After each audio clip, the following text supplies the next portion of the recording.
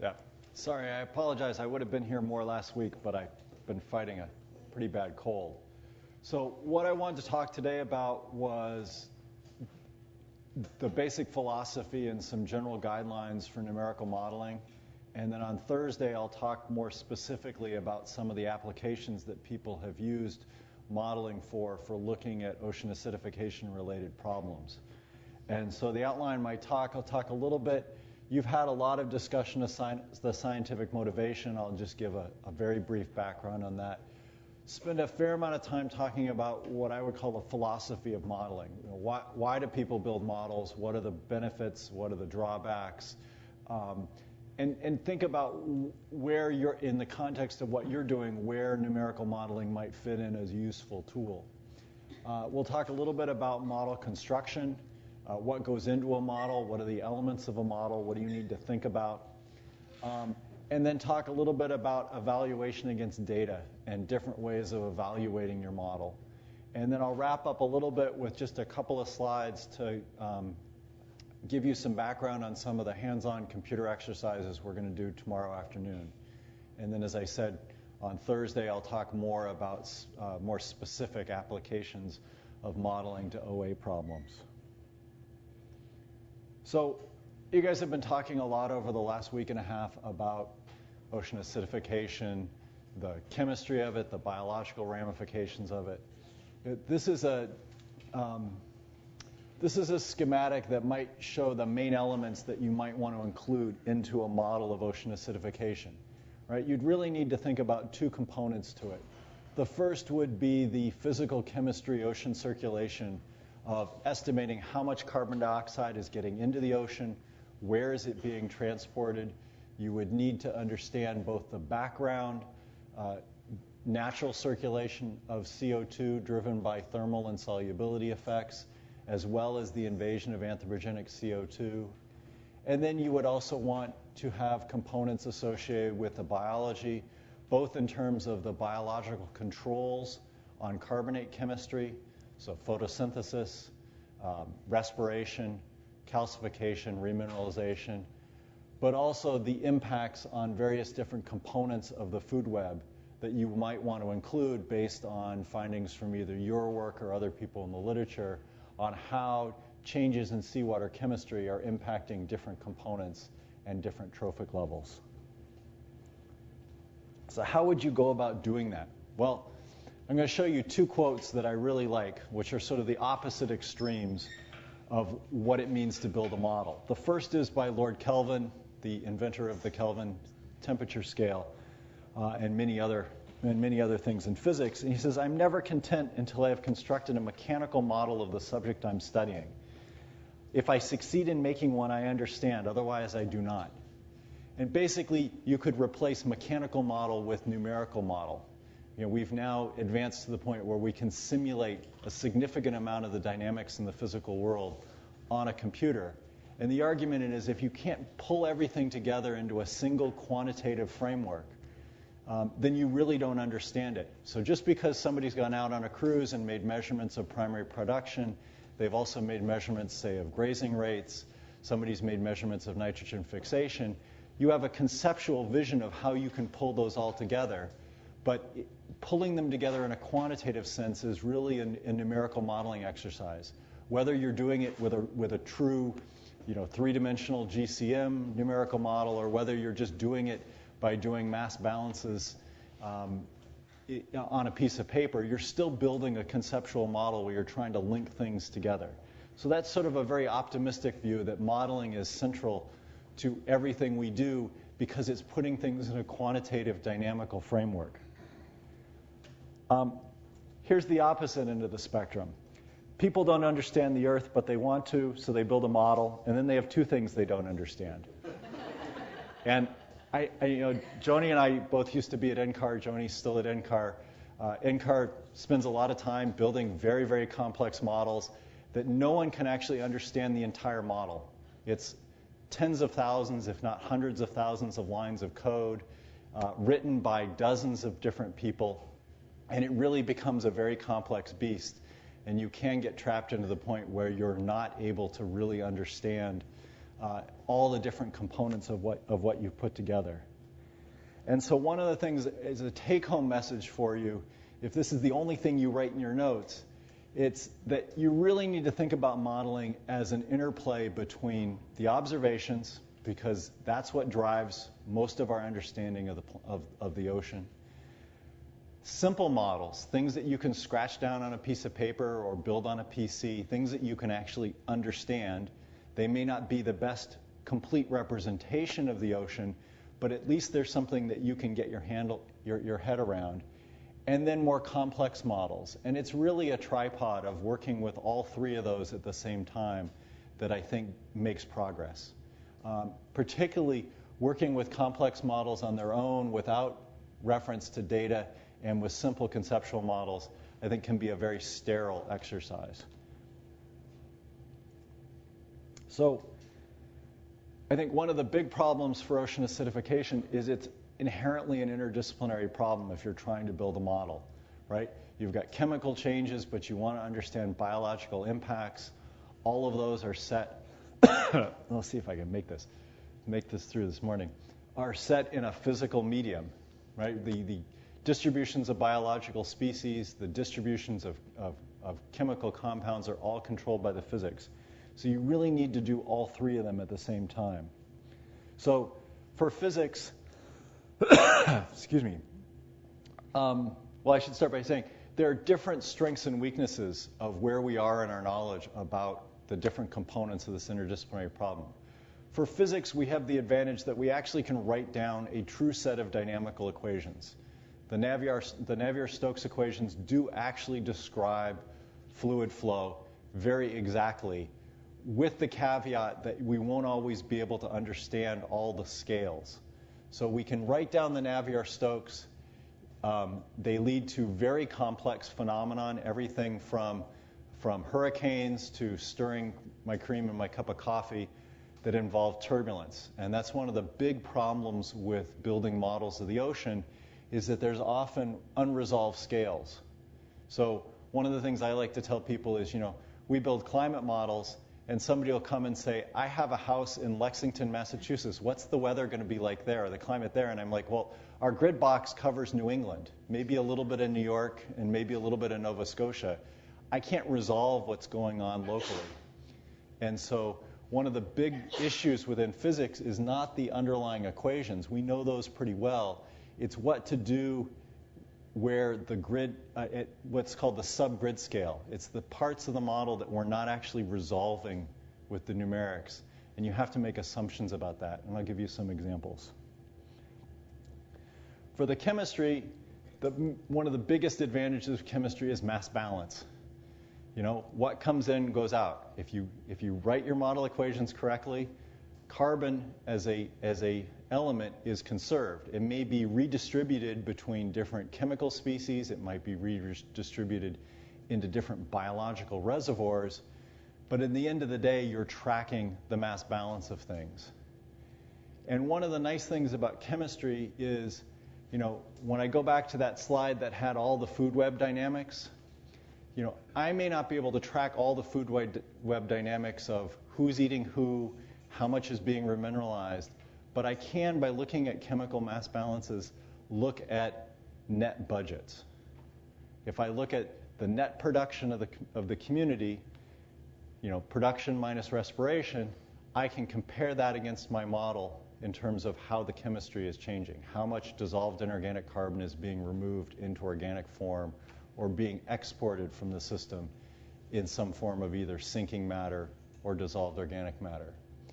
So the chemistry tends to integrate over a lot of biological complexity and integrate over time and space scales. There may be a lot of high-frequency variability in the biology that I can't capture, but the chemistry, because it's a mass budget, is integrating that over time. Now, the problem is the chemistry then doesn't always tell you the process. You may be able to say what the total amount of carbon that's been drawn down has been, but you may not understand what the exact process is. And so that's one of the weaknesses and where you need to couple it into biological data.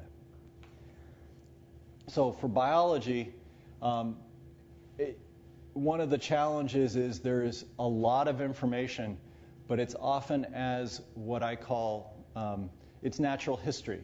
It's stories. We know the life history stages of different copepods, but we may not be able to write down a simple set of equations to characterize that. We know a lot about, say, feeding behavior of different organisms by looking at what they've eaten, but how you quantify that in the model and how you set up those interactions is often difficult because we're often data limited.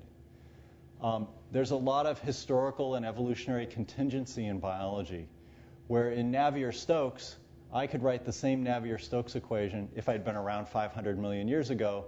Navier-Stokes still held, but the organisms that are living in the ocean today are different than the organisms that were living there at the Paleocene-Eocene boundary or at other periods of time.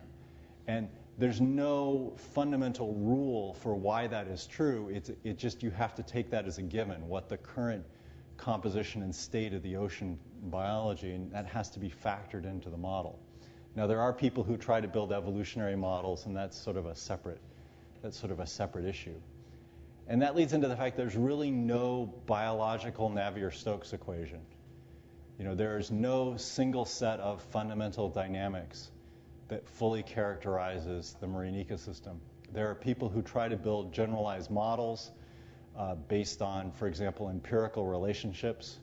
If you look at growth rates or respiration rates, carbon demand for different organisms, you might find a scaling where, small phytoplankton have a particular growth rate. As you move up to larger phytoplankton, zooplankton across scales, there may be some empirical relationships for growth rate or respiration, but they're not necessarily a fundamental dynamic. Similarly with temperature effects, how does temperature affect growth rate?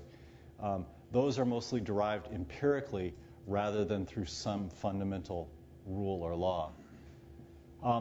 Even with the most sophisticated computer, we're not going to be able to capture all the complexity of biological dynamics.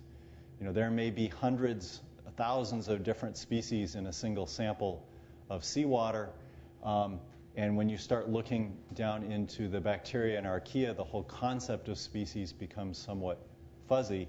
We're going to have to aggregate that complexity into smaller groupings that we're going to be able to model on the computer. And whether the assumptions you make when you do those aggregations are appropriate is a really important question and something you need to test with your model.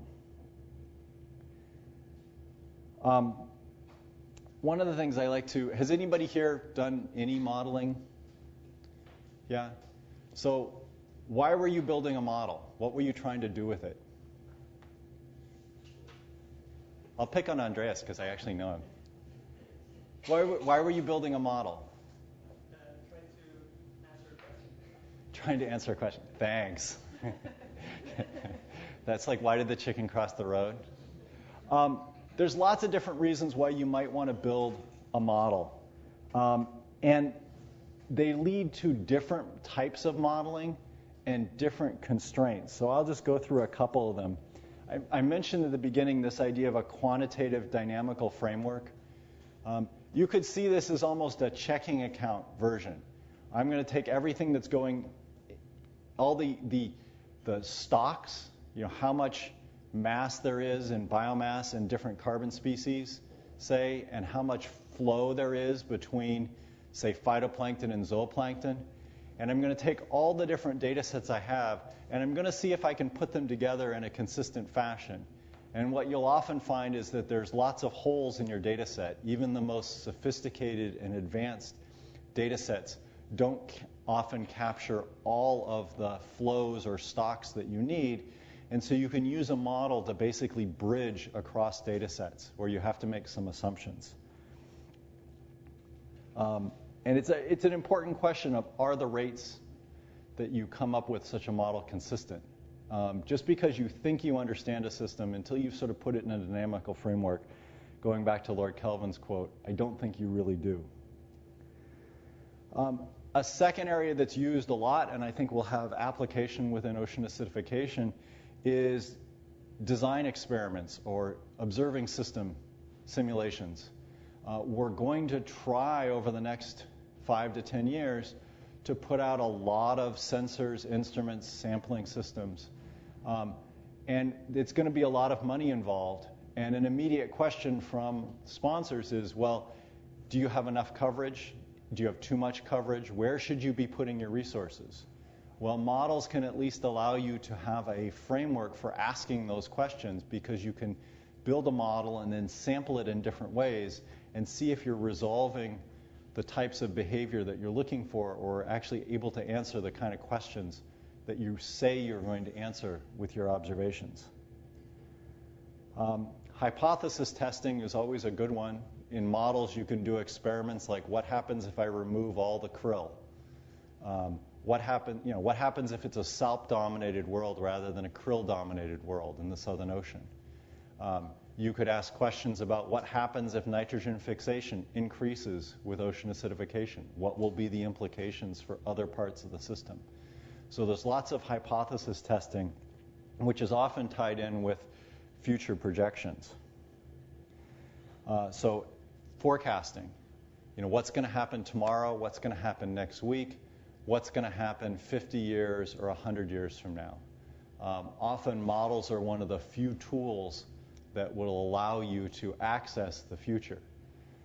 But it comes with a lot of constraints of how well do you know the future.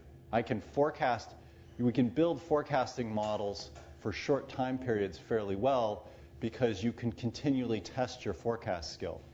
One of the things that I would always love is when they give weather reports is the first thing they should do is say, yesterday's weather was warm, but I had forecast it cold. Or I said it was going to snow, and it didn't.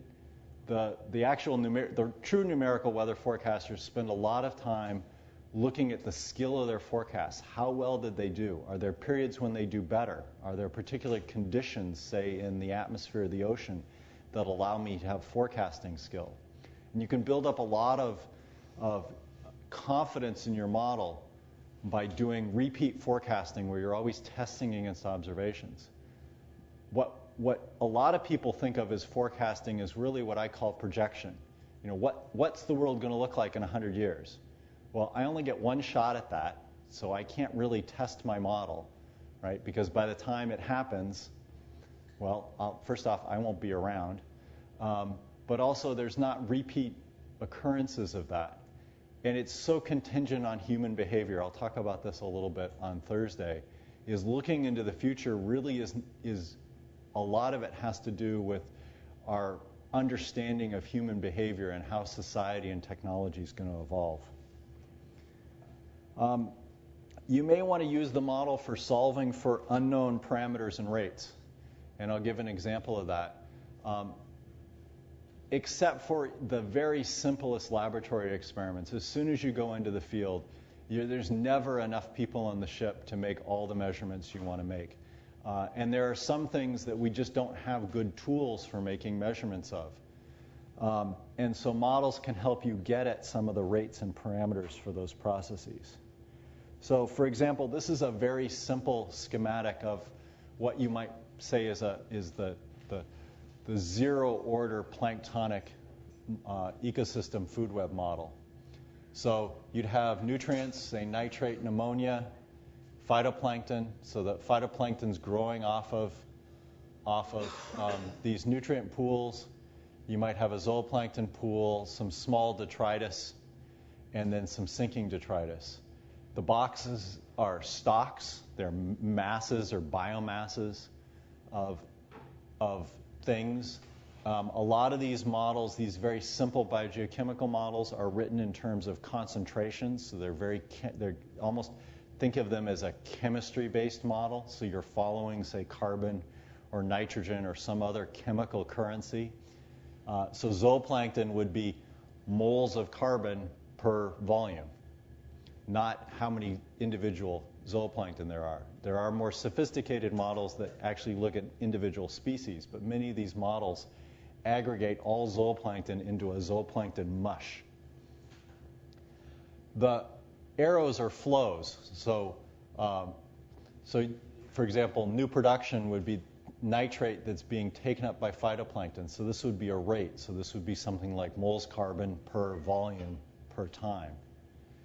So it looks like a fairly simple model. There's 6 stalks and order a dozen different flows, these different arrows. But if I were to go to some of the major time series sites, like the Bermuda site or the Hawaii Ocean time series site, some of our best time series, long-term time series, what I would find is that I don't actually have a huge number of, I don't have all the components, either in terms of stocks or flows measured. There's lots of periods where we don't have zooplankton measurements. We might just have phytoplankton, the nutrients, the small detritus. We might have no information on the large detritus concentration, but some information, say, on the sinking flux from a sediment trap. And we might have some primary and new production. We might know something about primary production. But we might not have grazing rates. We often don't have mortality rates for the phytoplankton. Are they dying on their own? Are there viral lysis, other issues that don't have to do with zooplankton grazing? And so there are a lot of these different rates that I might want to know something about, and maybe some different stocks. And you can use the model, given the observations and given some rules for how to connect those observations with flows, you can actually back out, using the model, some of these unknown processes.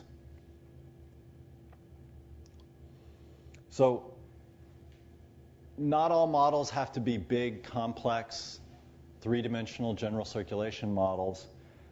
Modeling really is a spectrum. I mean, you could argue that even simple regression models or linear regression fits to data is really a model, in the sense that you have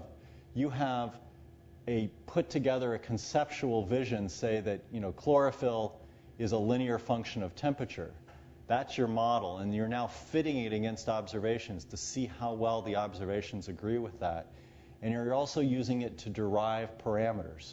So in this very simple example, you might have measurements of chlorophyll and temperature, and you're trying to figure out what's the relationship, what's the slope between temperature and chlorophyll, and what's the intercept. So these would be your parameters, and you'd have variables. So you could think of it in generic sense as some unknown y is a function of a set of variables and parameters.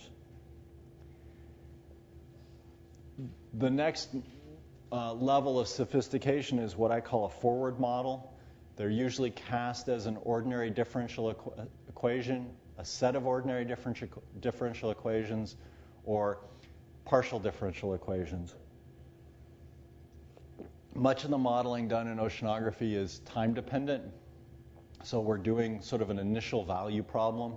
We have some observations today, and we want to know how that will evolve forward in time. And so you have some unknown variable y, and then you have a set of rules for saying how y is going to change with time. So you would have a differential equation dy dt, and it might have terms due to, say, circulation. So physics, if there's more y upstream of you, then if you sit in one spot, that's just going to be advected right past you. So you need to know something about circulation. And then the rate of change will also depend upon a set of biological terms that will again depend upon the actual variables you're measuring, parameters, and forcing. So here's a very simple model of phytoplankton growth. It might be that the rate of change of phytoplankton, it has a circulation term, so you need to know something about the spatial distribution of phytoplankton and currents. But locally, you might have a growth term, so the growth of phytoplankton depends on how much phytoplankton's there, and maybe a light term. And then you'd have some loss term of phytoplankton. That this might include things like grazing, viral lysis, sinking, might all get lumped into a single term. And it's these forward models, this is what we're going to play with tomorrow, are some very simple forward models. Inverse models as I was saying, are often used to go the reverse direction. So here, you're going forward in the sense that you're going from variables, parameters, and forcing, and you're making estimates of some variable y that you don't know that you could then compare against observations. In the inverse problem, you go the other way around. You take your data, excuse me, and you use your data to now back out some unknown set of parameters. So this is that example I gave before. Say we didn't have grazing rate estimates. Well, if I take all of my data and my circulation and my forcing and I combine them together with a set of rules, I can then back out, say, a grazing parameter or a nitrogen fixation rate based on what I know about the observations. And so these kind of go backwards and forwards. That's why this is called an inverse model, is you're actually sometimes going backwards in time because you're trying to relate. Instead of making a prediction about data, you're taking a data set and you're trying to invert it to find out something about a set of unknown parameters. Often we have some observations and we have some things that we don't know that we want to predict. And some models are actually a mix of what are called diagnostic and prognostic variables. So a prognostic variable is something you're going to predict. So in this previous example, I had an equation for phytoplankton. So this would be a prognostic equation. I'm prognosticating or predicting something about phytoplankton. But let's say your interest is really on meroplankton and larvae. And for you, phytoplankton is just a food source. It's an annoyance. You don't really want to model it. You don't care about it. You just want a certain amount of, the right amount of food there for your whatever larvae that you're trying to model. Then instead of actually having a predictive equation for phytoplankton, you might just specify it in the model. You might take field observations or satellite observations and just say, here's the chlorophyll distribution, here's the phytoplankton distribution. And that becomes almost like a forcing that you're specifying. And so that would be an example of a variable that could be prognostic, but in this case is diagnostic because you're actually specifying it. So in this case, if you use satellite chlorophyll and fed that into your ecosystem model, there wouldn't actually be an equation for the rate of change of chlorophyll. It would just be something you would input to the model. You can get more sophisticated where you're actually blending models and observations through something called data assimilation. And I'm not going to talk about it, not going to dwell about it too much here because there really hasn't been much data assimilation work in ocean acidification so far. But this is what's done in weather prediction. It's not models alone, it's not observations alone. You combine the information from wherever you can get it using a set of statistical rules, and there's various different ways of doing that. But you're really trying to build a dynamically consistent world that is also consistent to the best you can with the observations. And so data assimilation has a lot of power to bring a set of model equations and a set of observations together. And then, as I mentioned before, in terms of a lot of the forecasting, which I think a lot of the questions about ocean acidification are what's going to happen 10 years from now, what's going to happen 50 years from now, it's really a requirement of using prognostic forward models. But these other things like data assimilation and inverse models are very useful to help you build forward models and to give you confidence that your forward model is correct. Yeah? What role for data assimilation do you see in ocean acidification research? Data assimilation usually requires a substantial amount of data. Sorry, that sounds very tautological. I think data assimilation can provide, there's a lot of physical data assimilation products for physical circulation. And so I think probably the first place that data assimilation will come in is giving you an internally consistent circulation field. So if you're working in a estuarine system or in a coastal system or an open ocean system, the ocean data assimilation on the physics side is getting better and better. There have been a number of attempts to start to build ecological data assimilation models, and I think that's going to progress over the next few years. But I don't, there's not a good operational ecosystem data assimilation model yet. So I think first step is it would give you better physics for understanding whatever observations you're making, and then hopefully in the next 5 to 10 years we'll have better ecosystem data assimilation models. Does that sort of answer your question? Okay. So I have a lot of friends who there was one summer where I spent with Dick Barber, and I don't know if any of you know Dick Barber, who's a very famous biological oceanographer, and Dick loves to tell stories. And he loves to tell wonderful stories about how the ocean works in terms of biology. And I spent the whole summer scratching my head of trying to figure out how do I take Dick's wonderful stories and put them into a numerical model, because he has a lot of insight about how a system works, but it's not in a framework that's easy to convert to equations. So I'll take you back to mathematics when you were in middle school or elementary school, where you got word problems. Remember, a train was leaving Chicago and another train was leaving Denver. And well, that's a lot of what the biological literature, a lot of it is deep conceptual understanding, but not in a quantitative fashion. So I'll work you through an example.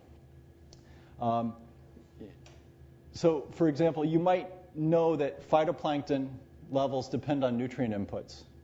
This might be from lake work, it might be from observations, that the more nutrients that are being put into a system, the more phytoplankton biomass there is. That seems pretty clear from the observations. You may even have some empirical rules for that, but you want to put that into a dynamical model.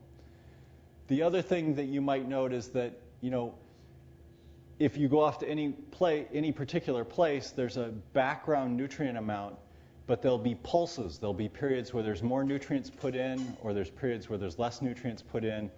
And those perturbations to the phytoplankton tend to, over some period of time, relax back to some stable background. So if you kick the system, if you perturb the system, you'll see a pulse of, say, excess phytoplankton, but then it will relax back down to some stable background.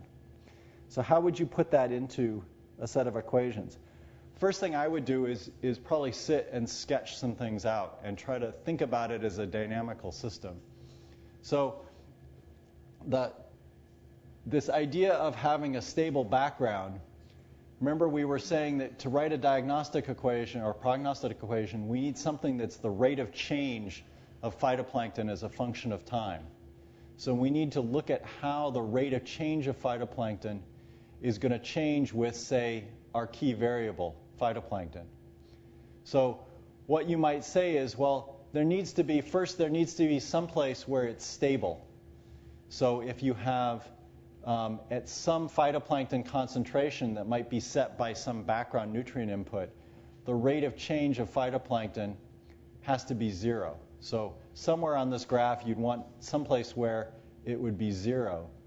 And for it to be stable, it would have to be that when phytoplankton is lower than this stable point, that you'd get net growth. And when it was higher, you'd get net loss, right? Because if you perturb it to lower phytoplankton concentrations, you need to have growth. You have to have a positive dp dt in order to get back to this spot. And if it's higher than this value, you need a negative dp dt to get back to this spot. That's just sort of taking these ideas and putting them into a simple framework where we're now thinking about the rate of change of phytoplankton.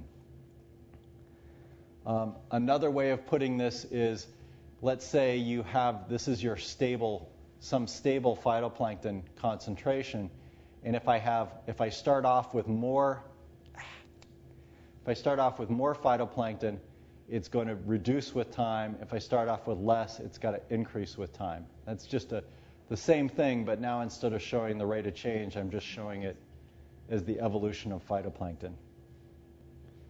So that gives you sort of a dynamical picture, and then you need to actually put it into a set of equations.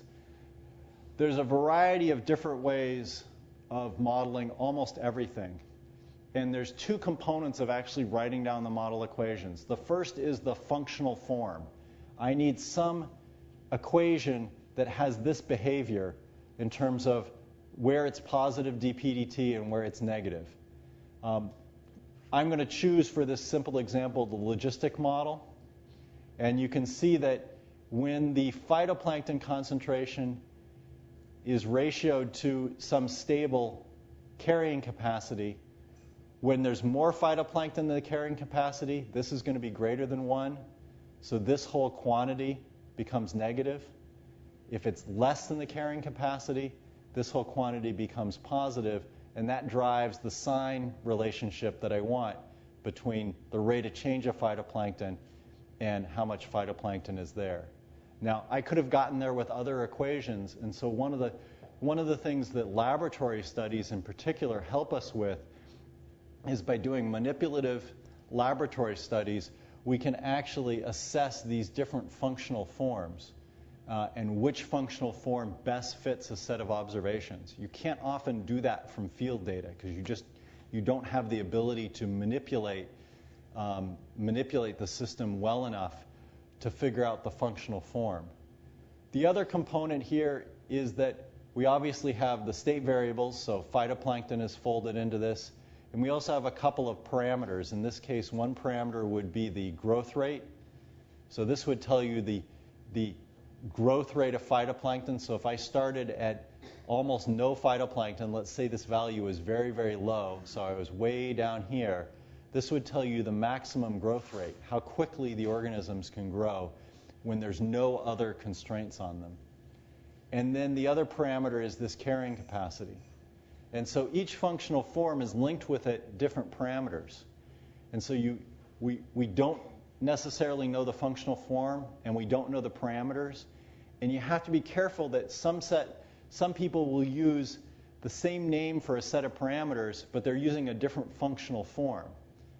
And so the parameters are really linked to that functional form, and they can't be really independently separated from it. And so you need all three of these in order to build even a simple model. So what would sort of a box model that has sort of this zero-order ecosystem, sort of the simplest out there is a nutrient phytoplankton zooplankton model. So you'd have, for example, a rate of change of phytoplankton, and that would depend upon a growth term for phytoplankton that might have now a nutrient limitation and a light term. Don't worry about the exact functional forms, but I'm just sort of showing you what a canonical model might look like. There might be a grazing term for phytoplankton that again depends upon the phytoplankton concentration, the nutrient limitation dependent upon nutrients, and then there's a mortality term. Now notice that this ordinary differential equation now has more than one variable involved, right? In order to predict the phytoplankton rate of change, I need to know something about nutrients, and I need to know something about zooplankton as well as the phytoplankton.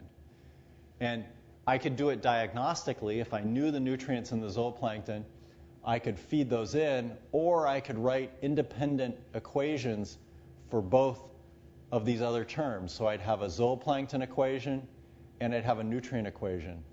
So what you're starting to build up, instead of one ordinary differential equation, I now have three coupled ordinary differential equations that need to be solved simultaneously. And this is when things start to get difficult. I could, if I was clever, or if I knew how to use one of these mathematical packages, or I knew where to go back and actually look in a standard table, I might be able to find an analytical solution, derived from some beautiful differential equation book for this equation. I could actually write out the equation. I wouldn't have to solve it numerically. As soon as you get to something like these three coupled equations, you're often out of luck. You start to get to the point where you're going to have to integrate things numerically and use numerical tools. And that's what I'll talk about in a little bit. I do want to show one other thing, and this goes back to the fact that many of these models, these ecosystem models, have almost a chemistry background, right? You're tracking, phytoplankton is a concentration, not a number density, and you're actually tracking the mass or number of moles of, say, carbon through the model. And one of the nice things is that you can actually see the mass conservation by comparing terms. So, for example, you have a growth term of phytoplankton, and if you go down and look at the nutrients, you have a loss term that is identical. So if nitrogen's being taken up out of the nutrient pool, this is the loss term, but that same nitrogen shows up in the phytoplankton pool. And so these forms of a model have built-in mass conservation and mass balance. So I mentioned that you can't find analytical solutions to all of your equations. And it's often neglected that simply going to a computer does not necessarily give you the right answer. You need to use the correct forms of numerical tools in order to integrate these equations, and they're only approximations. And so you would have a generic equation, dy dt, so an ordinary differential equation where y, the rate of change of y depended, say, on time and y itself, and maybe some parameters that I didn't include. Now, if I can't find an analytical solution to this, I'm going to have to discretize this and break this problem up into small blocks. So this is just like when you first started learning calculus, where you started to divide the problem up into smaller and smaller bits. So in this case, I'm going to take a finite size. Instead of taking a infinitesimally small time step, I'm going to take a finite size time step, delta t, and I'm going to estimate the rate of change of y, the change in y over that finite time step, using some information about the gradient. So this would be the equation that I've written down would give me some information about the rate of change or the gradient. So the simplest method you might think of is what's called Euler's method. And in Euler's method, I'm going to use the notation, I'm going to use the superscripts up here as a time index. And so let's say my model has an estimate of y at some time n, and I want to know what it's going to be at n plus 1. So n might be here at t0, and I want to know what y is a time step later here at t1. And so the simplest equation you could write is, well, I know something about y at n, and I can estimate, since I know y, I can feed that into my f function, whatever that function is, feed yn in, I know what the time is, and I can get an estimate of the gradient at time n, multiply this gradient by delta t, and I get the increment. I get how much y should change. And so this is showing an example of that. I estimate the dashed line here is actually the true, if I were to integrate this analytically, result. The line here is the tangent. This is the gradient, or the gradient or the tangent to the rate of change of y at estimated here at t0. And what I would quickly find is that if I did this, I would get lots of error. This isn't a very stable or good estimate in y. And the reason is that I'm only using information here at time 0, and the gradient actually changes with time. You can see that the gradient, even over a small time step, is diverging, but I'm only using information back here. And what happens in this case is I tend to overshoot, and I build up a big error.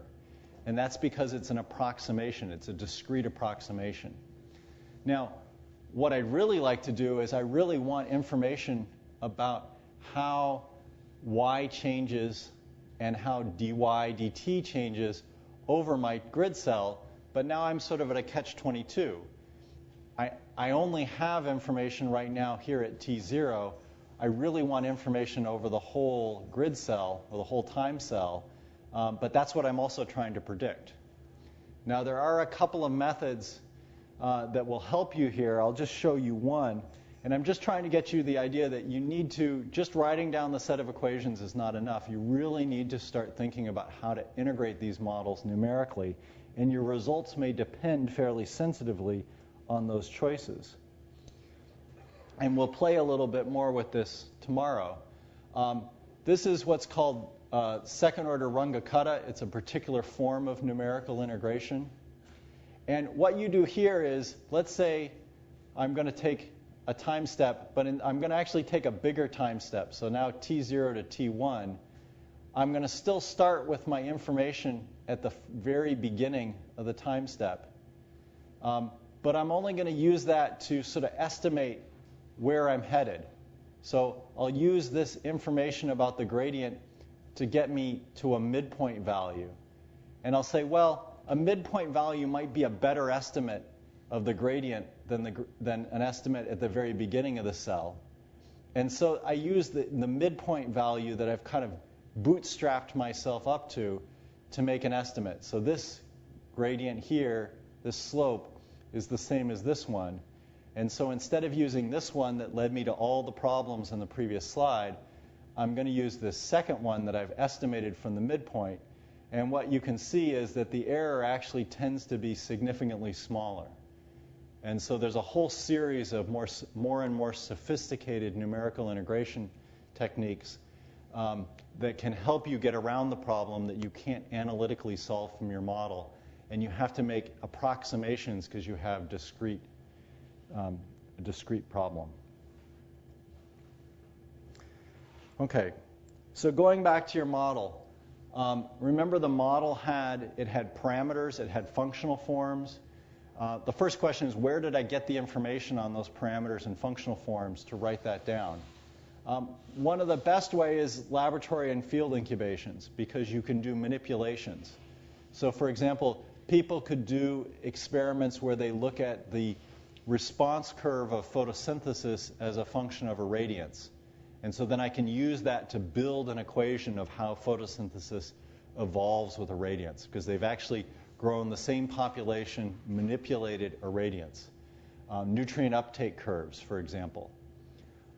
People might have developed studies of laboratory or field incubations that tell you about elemental stoichiometry, or how elemental stoichiometry changes as I change light or nutrients or CO2. Those can be folded into a model. I could use comparative analysis. People have done studies on protists and zooplankton, copepods, salps, and they've developed, say, an empirical relationship or an allometric relationship that respiration varies in such and such a way with body size. There may not be any dynamics there. It might just be an empirical relationship, but I could use those allometric relationships. They might have been done at different sites. Somebody made measurements at the south, in the Southern Ocean. Somebody made measurements in the Equatorial Pacific. Somebody made measurements at Hawaii, and I could fit a curve to all of those and say, okay, well, here's how the system varies with temperature. It's empirical, but it can be very useful, and as allometric relationships, particularly in food web models, are very commonly used when you don't have observations, say, for a particular species of interest. I could tune or optimize my parameters and functions against field data. That's that, I have the Bermuda time series or the Hawaii time series. I have some things I've measured, some things I haven't measured. I'm going to fit my model to the data that I have and assume that that fit is a good estimate for the things that I don't have the observations for. That's done quite commonly. Probably the last one, and the one that this is the classic question to ask a student when they give their defense, where did they get their model from? And they'll usually say, well, I went to the library and I read this paper, so I took their equation. And this is a real problem. The modeling literature is full of equations that no one even remembers where they came from. They've just been around in the modeling world for a long time, and people just borrow parameters and functional forms from other people, and it just builds up with time. So this is probably the worst thing, but it is fairly common. I mentioned circulation, and as soon as you go beyond a simple box model where you might be trying to model, say, a mesocosm or an incubation or sometimes a time series site where you assume that there's no fluid flow past your time series site, you're going to have to know something about circulation. And so the sort of simplest way of thinking about this is a control volume where you have a control volume of water. Most of these models are cast as Eulerian models, so they're fixed in space. It's like you're sitting at one spot in the ocean, and you're looking at the rate of change of properties at that point in the ocean, and they can either be because of local effects. You know, if you think about it, if I go outside today, it's a beautiful warm day. Tomorrow is going to be colder. Is it going to be colder because the planet where I'm standing cools because there's net radiation up to the atmosphere? Or is it because there's cold air up in Montreal that's going to be advected down over Woods Hole tomorrow? It's going to be a combination of those, and that's why you have to fold in circulation. So you would need to know something about the rate of change. This is what we're trying to predict. This now becomes a partial differential equation because it depends on more than one independent variable, more than one dimension. So instead of just time, I now have, say, x, y, and z. So I have to integrate these equations in multiple dimensions. And I would need to know something about the fluid flow, say how much is flowing into the box, how much is leaving the box, the concentration of phytoplankton that's coming into the box, and the concentration that's leaving the box. And so what I typically end up with is an equation, now a partial differential equation, where I have some advection term where I need to know something about fluid flow and the gradients, the spatial gradients of the property, and usually some diffusion term. And this isn't molecular diffusion, this is turbulent diffusion. This is the fact that I'm not resolving all my scales. I can't measure all the way down from, the planetary scale down to the smallest eddies, which are, a few centimeters across. And so I'm going to have to make some assumption about how turbulence behaves at the scales that I'm not resolving in my models. And that gets lumped into a diffusion term that looks a lot like molecular diffusion, but it doesn't necessarily have to have exactly the same properties because it's actually a property of not of the actual molecules, but it's a property of the fluid flow, the turbulent flow. And then all the biology, sorry, this green gets a little washed out, all the biology that we've been talking to up now gets lumped over here on what's often called the right-hand side. So you have, this is all the physics, and the biology gets lumped into the right-hand side. And it's sort of standard mathematical. There's the right-hand side and the left-hand side. So all the, if you want the diabatic terms, end up over here. I mentioned this model time-space scale issue. This is a Stommel diagram. So this is time scale on here from seconds up to 100 years. This is horizontal spatial scales. You can pick out your favorite process, whether it's INSO or tides, phytoplankton blooms. They all have characteristic time and space scales. And so, turbulent patch size might be, something that is important.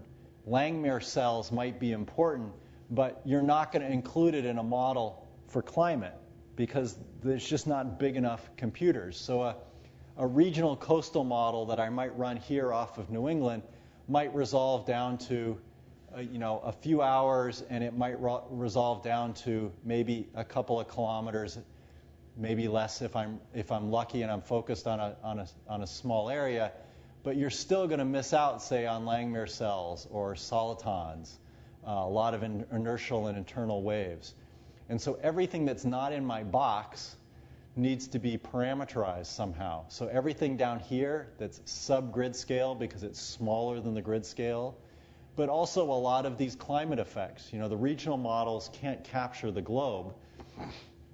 And so I would need to somehow feed information on INSO and climate into this model, either by boundary conditions or by forcing, in order to get this model to respond correctly if I want to understand what the impacts of these processes are. Global climate models might be up here, and there might be some overlap. One of the things that's being done a lot is to now nest regional models inside a global climate model. So you might run a global model that's fairly coarse resolution, and then if you're interested, say, in upwelling off of California or the dynamics of Massachusetts Bay, you could nest in a regional model within that framework so you could capture some of this, this dynamics. For the global climate model, you also aren't going to you're going to capture even less of, say, eddies and fronts, and those are also going to have to be parameterized somehow in your model.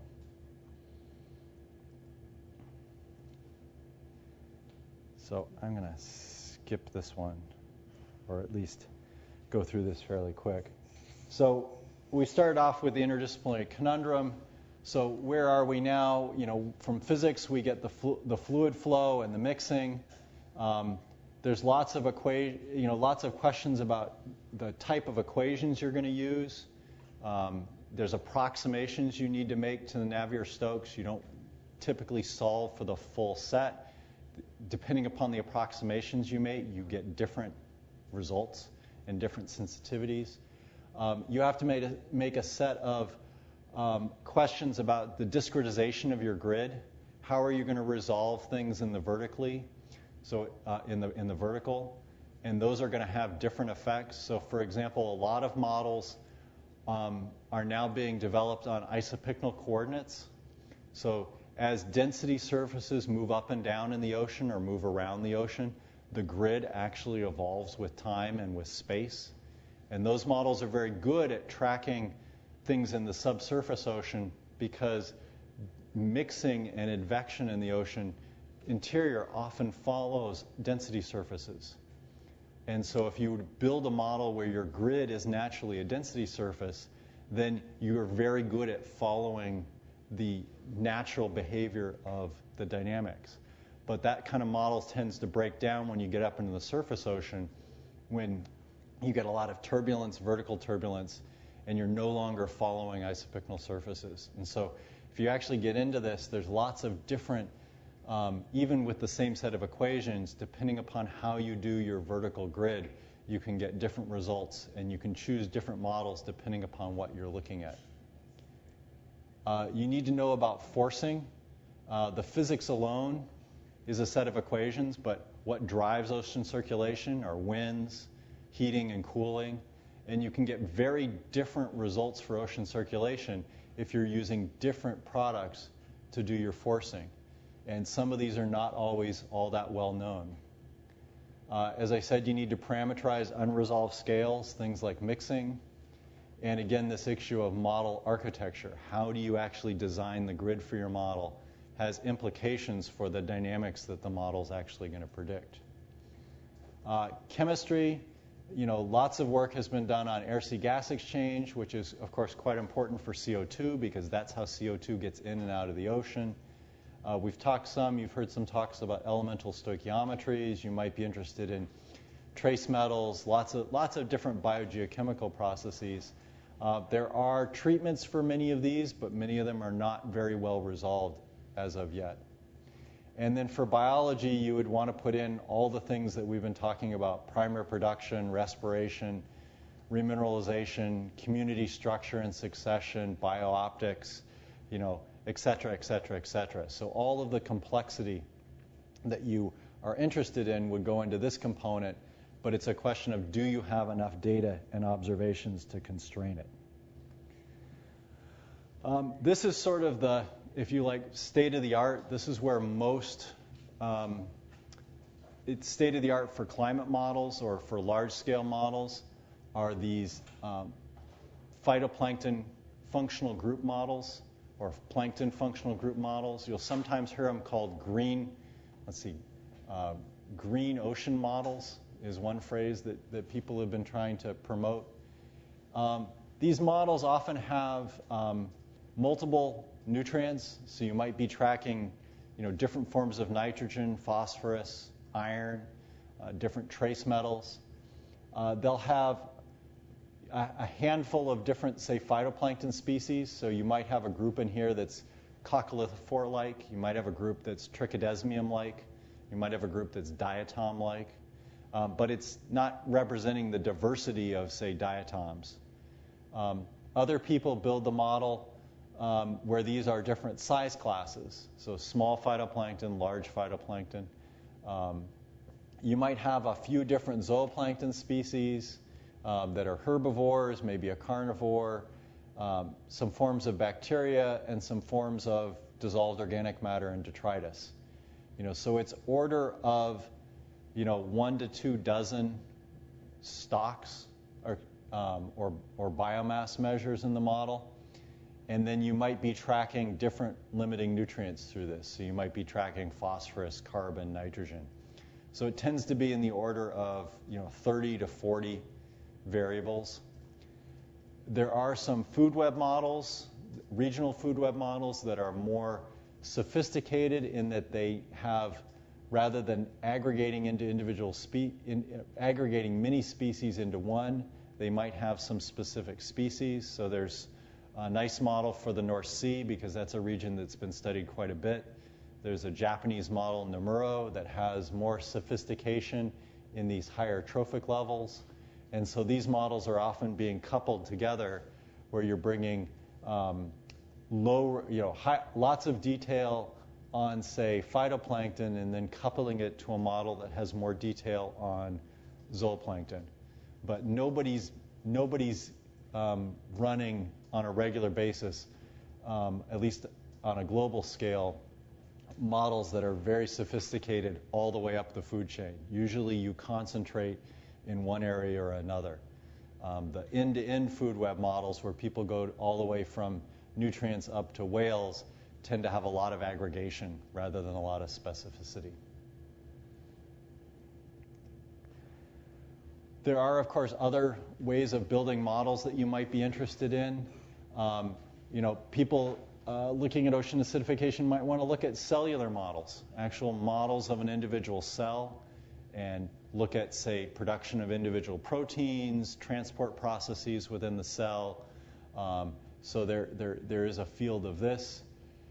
There are models of individual-based models where instead of aggregating things into a concentration, you actually look at discrete microbes. And you can do this in for small volumes. You can look at individual microbes and how they're interacting through turbulence and diffusion. There's a variety of different models in this area. There is a group of people who are working with models instead of doing this where we have, say, 5 or a dozen different phytoplankton species. They're building what are continuous or continuum models. So you have a spectrum of sizes, and you're actually carrying distributions as a function of size, and these distributions are modified with time. So you might have a phytoplankton size spectrum that interacts with a zooplankton size spectrum. This is another way of getting around. Instead of making these as discrete entities, this is more of a continuous representation. So there are models along those lines. And then one thing that's emerged the last couple of years are competition-based models. This takes a lot of computational power. So what you might do is instead of feeding in and specifying 5 or 6 or 10 phytoplankton species, you might use the computer to generate 200 different phytoplankton species in quotes, where you're kind of rolling the dice. You're allowing the computer to randomly generate a set of phytoplankton. So you'd start off with 100 or 200 of these. You'd feed them into the model. They would compete against each other, just like in this previous model, these phytoplankton are competing against each other, but you're not expecting any of them to disappear. At some place in the model, you're expecting some of these phytoplankton will at least have some spot where they'll be able to survive. But you could build a model where you feed in 200 of these, and they compete against each other, and you're left with maybe a dozen or 2 dozen at the end that are successful. And you could run this experiment many, many times, and that might tell you something about how the ecosystem structure and function are emerging from the set of rules that you've fed in terms of the environment and how you distribute these sort of winners and losers. And so this is a way of looking at emergent behavior in the model. And so instead of specifying, I have 6 phytoplankton species and they have this behavior or these characteristics, I could feed in a much larger group and allow the model to sort that out and see what emerges in terms of ecosystem structure. Okay, so we talked about models. I want to talk a little bit about data because ecosystem modeling is still very data dependent. And this goes back to the fact that we don't have a real set of rules, a fundamental set of rules in many cases for how either ecosystems are constructed or how individual organisms, populations are behaving. And so you really want to think about this as a two-way interaction between the observations and the models. One of the phrases I hate is the phrase modeler, because it's kind of like, scientists go this way, modelers go that way. I hope everybody at some level is working with models, even if they're simple conceptual models, and everybody is working with data, because you can't, here is my, this is a very sterile exercise. And you do find this sometimes. You find people, they build their model and they compare against their model or somebody else's model. And that's just, it's very sterile, and I don't think it leads to a lot of progress. I think really confronting your model with observations and confronting your observations with models is really a way forward. The problem, of course, I love this is a quote from John Steele, is how do we avoid the trap of building false models tested by inadequate data? And of course, that's where we need more observations, and we need observations that are, when they're designing the experiment, there's thought about how this will feed into scientific questions, such as how would you build a model? And so when you're thinking about designing an observing system or a field experiment, think about how the data might be useful in terms of a model. And sometimes that will get you to construct the observations of the experiment in a different way. So I'm going to give you just a little bit of background on quantitative approaches to compare models. This is probably the worst way to do it. I call it the looks pretty good test. And we've all seen this. I've done this. You stand up and you say, well, here's my model. And here's the observations. And well, if I kind of squint at it, the reds, it's red here, it's red there, it's blue there, it's blue there. Well, it looks pretty good. And this is done a lot, but you need to go, this is sort of the exploratory phase. You need to go a step beyond that. If you're interested, we had a special issue that came out earlier this year dedicated to skill assessment for coupled biological physical models. So it was a whole issue of Journal of Marine Systems with about a dozen papers all devoted to how do you assess the skill of models against observations. And it ranges from global ocean ecosystem models down to very coastal and estuarine applications. It also scales up into, there was some stuff on fisheries. Not to bore you with too many equations, but some of these you're probably familiar with. Sort of the first question is bias. And without marching my way through the equations, bias is just, on average, is the model temperature warmer or colder than the observations? Is there more phytoplankton or less? do I basically get the mean right or not? The next question is, okay, so this tells you if you sort of get the mean right. The next question is, are things varying in the same way, either in space or time? So a good question would be, okay, what's the average temperature over the year? The next question is, did I get the seasonal cycle right in terms of the magnitude and the phase? Does the model predict that the spring bloom is occurring in January or in July? And how does that compare against observations? And that's where correlation can really help you, because the variations are the variations in the model similar to the variations in time or space in the observations. The third sort of standard one is root mean squared error. If I look at the difference between my prediction and my observation, how big is that on average? And since there's going to be positive deviations and negative deviations, I'm going to use the RMS of this instead of the absolute, just sort of summing those up, because those would tend to cancel out. Here, by squaring them, summing them, and taking the square root, I get sort of an average sense for how far my model deviates from the observations over a period of time or space. I want to show you these because these are becoming more popular. They're called Taylor diagrams. They're named after Craig Taylor. And he designed this for the climate community. And it was a way of combining information on correlation and error. So it's a polar coordinates, and so you have two things you're plotting. One is correlation. So the polar coordinate this direction is showing correlation. So if it was perfectly correlated, it would be down here with 1.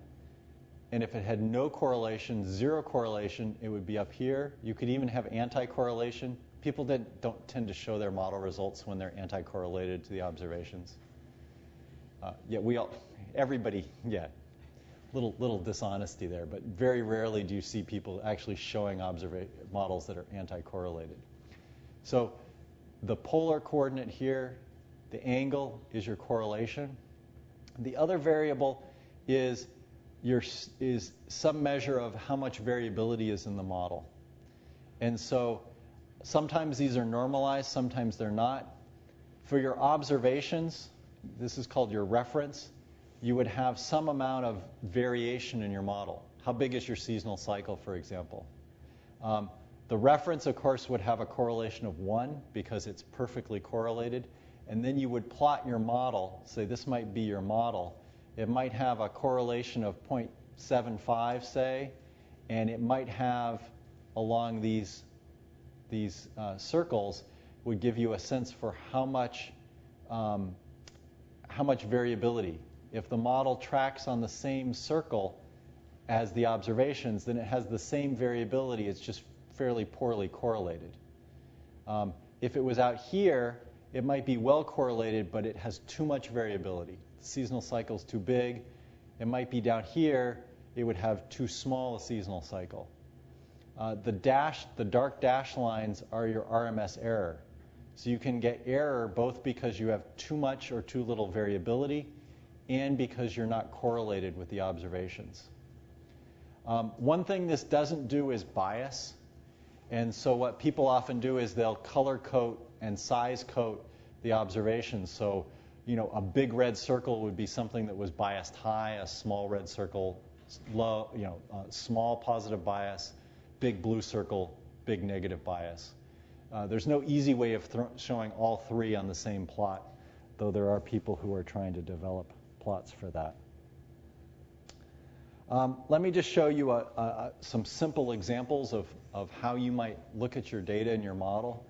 So this is a comparison. This is actually a plot versus time of sea surface temperature where all the little dots are observations and the line is the model.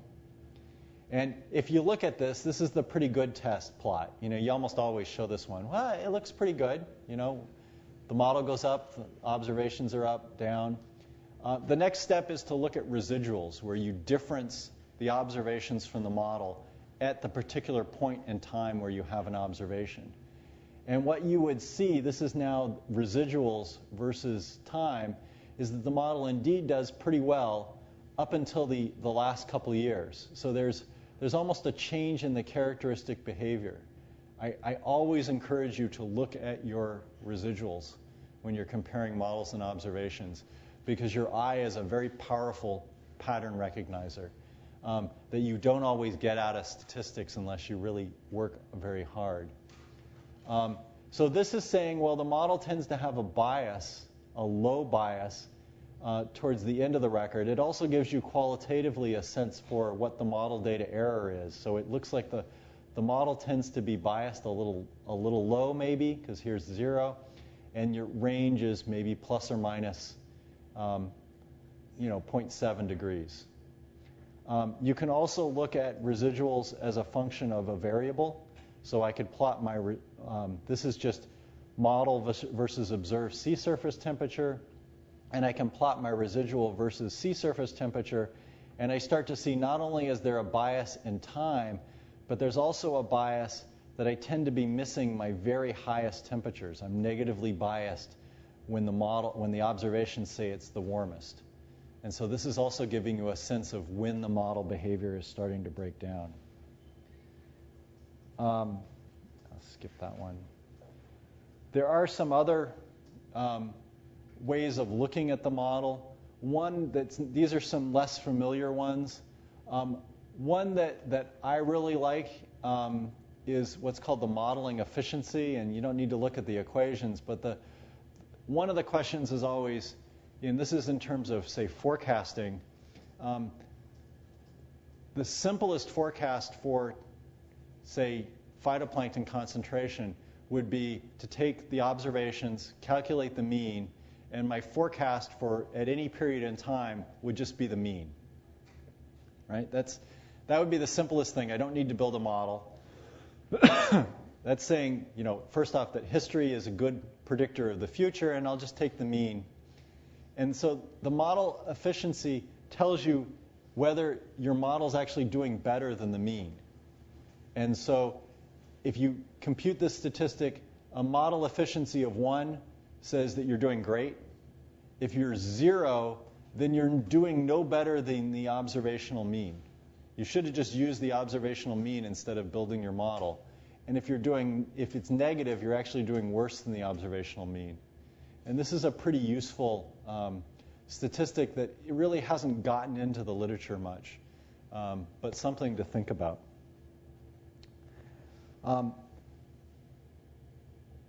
We're trying to find out what truth is, right? That's one of the things we're trying to do. We have predictions, and the predictions have a certain amount of error. So every model, whether it's because of I didn't use the right equations, I didn't have the right forcing, I didn't use the right parameters, I didn't use the right numerical approximation and discretization, I have lots of error in my model. The observations, of course, also have error. And this is a situation where the truth, of course, is going to hopefully fall somewhere in the observational error if I've specified my error correctly.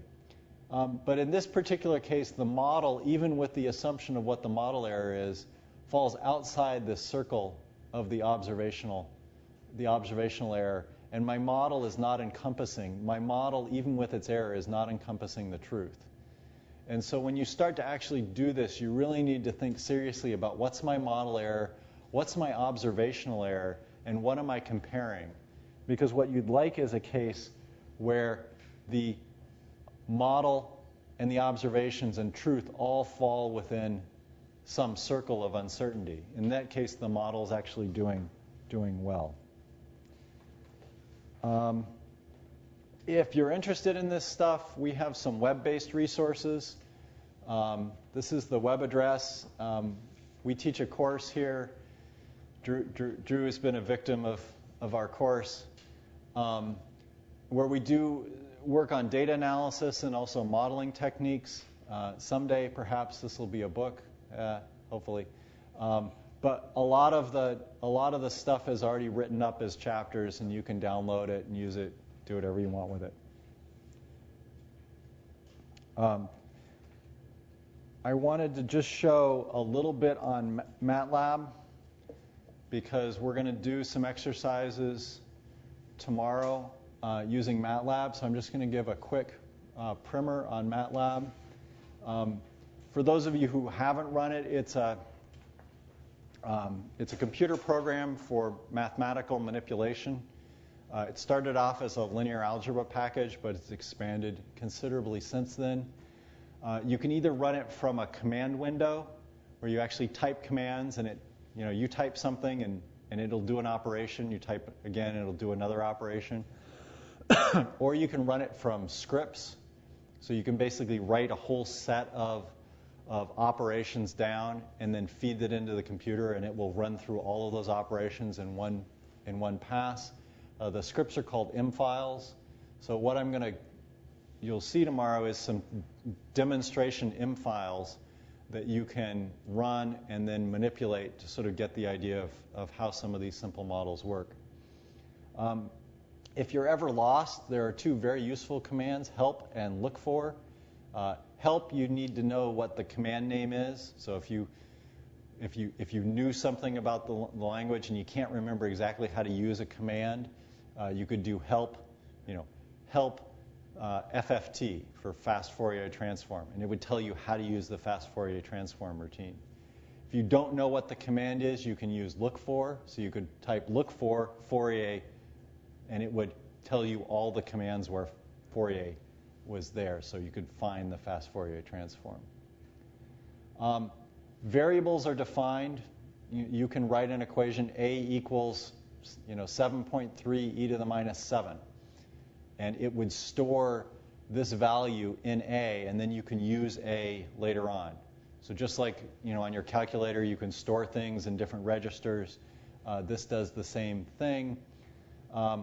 Or you could say B equals minus log 10 of A. So if this was my hydrogen concentration, I could get my pH by this equation. So you can either assign numerical values directly, or you can work on operations that use variables that you've previously input. MATLAB has an annoying feature that if I were to write a equals 7.3 e to the minus 7 and just hit return, it would then come back and say, yes, a equals 7.3 e to the minus 7. And it's like, thank you. It's like one of the very bright students who always wants to give you the right answer. If you put a semicolon after this, it will work in silent mode, so it's not always repeating back exactly what you just computed. You can do vector mathematics. So these are scalars, right? These are single scalar values. There's some real number or complex number, if you like, because we won't run into complex numbers unless we really screw up.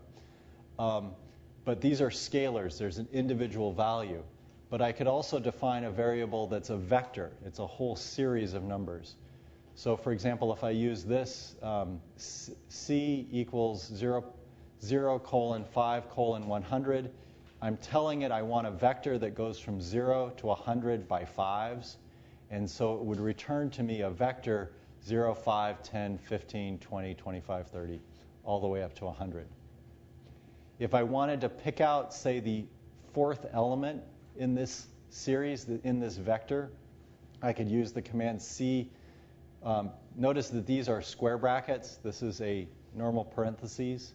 So this is how I define square brackets for define a vector. But if I want a particular element, I can use parentheses, take the fourth element, and that would return 15. So this is the first, second, third, fourth.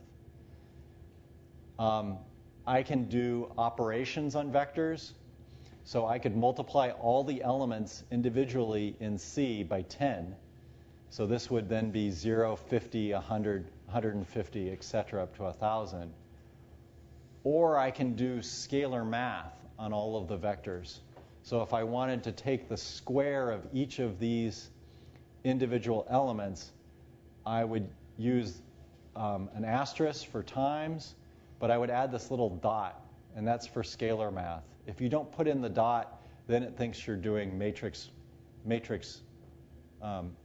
math, matrix manipulation.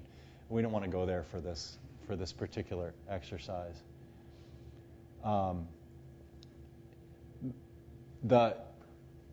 You can do plotting. There's lots of 2 and 3D graphics.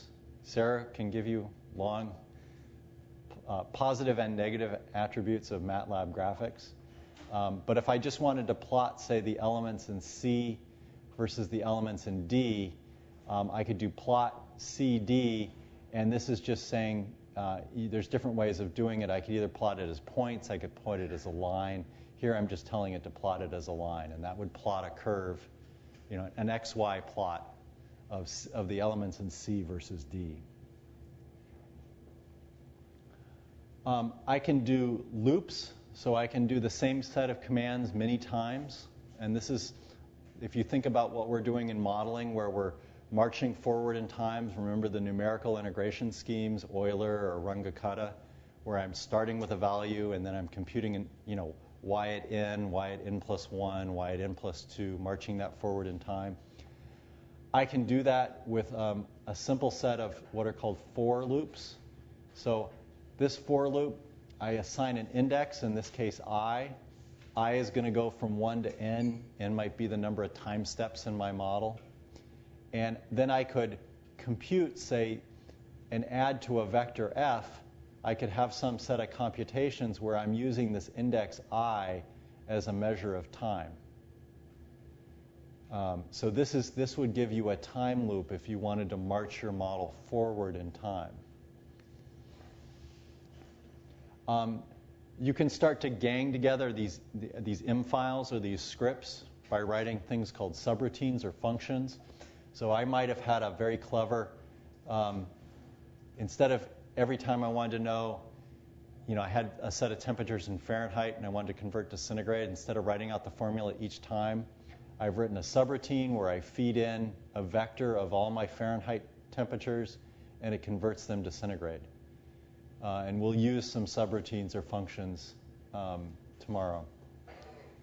For the hands-on demonstration, we're going to do 2 things. We're going to play with some simple numerical integration, so Euler versus second-order Runge-Kutta, to give you an idea of how things are discretized.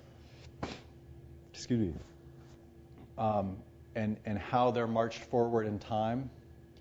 So in these examples, this marching forward in time, the integration of the model is very explicit, so you can actually look and see how it's done.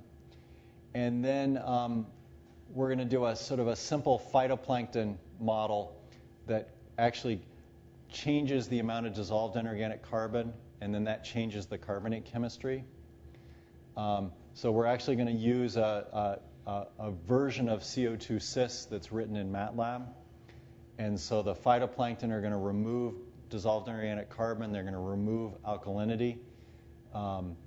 And that's going to actually, we can then compute the changes in, say, pH or PCO2 as a function of dissolved inorganic carbon and alkalinity. So this simple model is going to be a coupled ordinary differential equations, one for phytoplankton biomass, one for inorganic carbon, one for total alkalinity. Instead of doing this very explicit integration, we'll actually use MATLAB. The authors of MATLAB have kindly provided a set of standard integrating tools for integrating ordinary differential equations. And I'll give you an example of one of those in the demo. And basically, it's a way, instead of doing this explicitly, is if you give it an initial condition, say a vector of say, phytoplankton, dissolved inorganic carbon, and alkalinity at some time, and you give it a set of equations for how those are going to change as a function of time, so you have to specify this equation, then it will integrate it forward in time. So the way this works is this is one particular integrator, ODE12S. Don't worry about the notation. You have to give it a file name, and this file name is actually the set of equations that say how each of the variables is, the rate of change of each of the variables is a function of time, and how it depends upon the other variables, parameters, time, etc. And this will then integrate this forward. So what you do is you use a subroutine to actually write down what your model is, and then you feed it into the integrator, and the integrator solves the problem for you. So what we'll have is a set of 2 demo programs, but this second demo program is going to have a bunch of subroutines that it's going to call. One for the actual model for the biology, and then another for the CO2 thermodynamics, so that it can compute, say, the change in pH as you're evolving the plankton. And we'll go through that a little bit tomorrow afternoon. So it's 10 o'clock. I'll stop and take questions.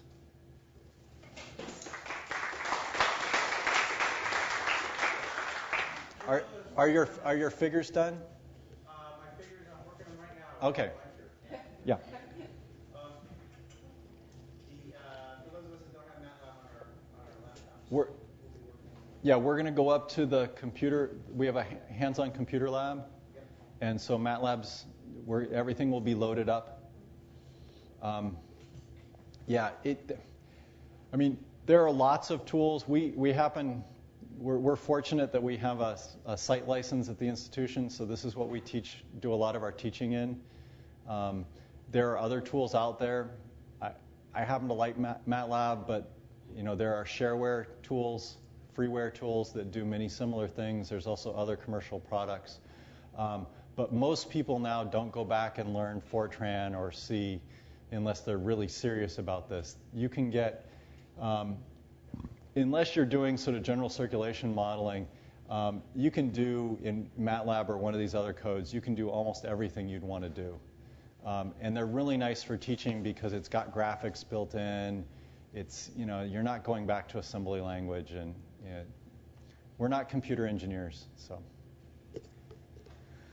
Other questions? Okay, great. I'll see you guys tomorrow afternoon. So, can I get your presentation on this little